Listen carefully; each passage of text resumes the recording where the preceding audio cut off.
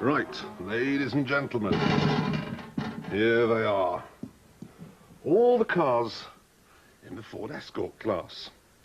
Here's the Nissan Almera, the Toyota Corolla, there's the Astra, and here is the Ford Escort itself.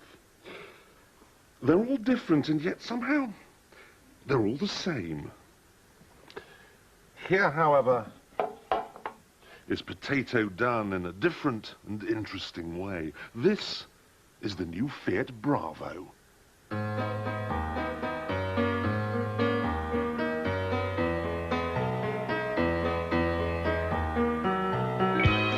This is what I've been on about.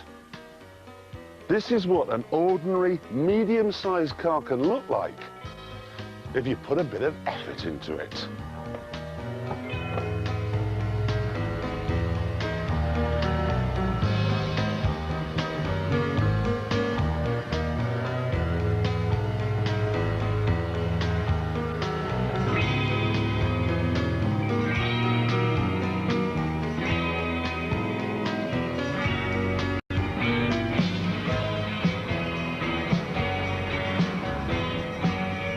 Of course, Alfa Romeo was adventurous with the styling of its 145, but that lets itself down by not being especially nice to drive. This is.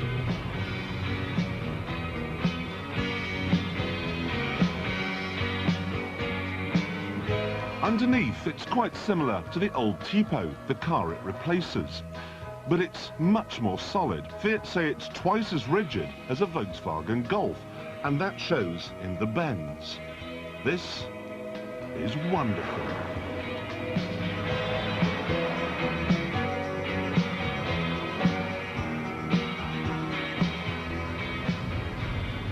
I'm in a three-door hatchback which you can buy for less than £10,000, and I'm having fun. And it's only got a 1.4-litre engine. Oh, happy days are here again. A good-looking car that's nice to drive and cheap to run too. This model should be an Insurance Group 9, and even if you drive it with verve and vigour, you should get more than 40 miles to the gallon. Happy days are here again, the skies above are clear again, there's nothing at all. But hold on a minute. You're thinking, what about practicality? Well, there's as much space in the back there as there was in the Tipo. And then if you come back here, the boot is a pretty decent size too. But what if you need more doors? Well, that's where the 5-door Brava comes in. Now, not only does it have a slightly different name, but also it has a completely different rear end. And then there's engines. There's the 12-valve 1.4 that I've been driving, the 1.6, and then the 16-valve 1.8 GT. Not the most rip-snorting barnstormer that ever cruised the motorway, but it only cost 12.5 grand, so who's complaining? You know, this range of motor cars just gets better and better.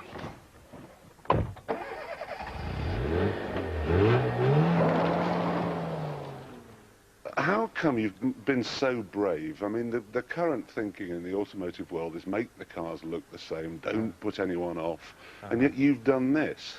Well, I suppose we did this car, or these two cars, at the same time as we were doing or finishing the coupe and the barchetta. So we had the steam built up inside the studio, and we were on a roll. We just felt that gosh, we've got to push this to the limit. We've got to break the rules. We've got to discover every niche and every angle of the car that we can add something that distinguishes it from the rest of the pack. Are you very pleased with it? Absolutely. You're an American, so how come you've been able to design an Italian car? Well, I work in an Italian system, and I mean, I guide a lot of Italian designers. And those Italian designers are backed up by a lot of Italian engineers, and the mentality and the feeling that goes from the culture goes into the car, and there's I mean, I just try to guide them on the right street. I've saved the best till last, though. For years, Fiat has been trying to improve the quality of its cars, but most people still think there should be a UN peacekeeping force outside the dealers. They had to get the Bravo and the Brava right. It's been reported that the chief executive of Fiat, a huge bear of a man, told his engineers, "If this car squeaks or rattles, I will physically harm you." It doesn't. All the switches and so on seem to have a quality feel. Not that there are that many in this bottom-of-the-range model. You simply get the sensible stuff. Electric windows, power steering, and an airbag. It doesn't really matter what you're looking for. Value for money, practicality, safety, looks, performance. You get it with this.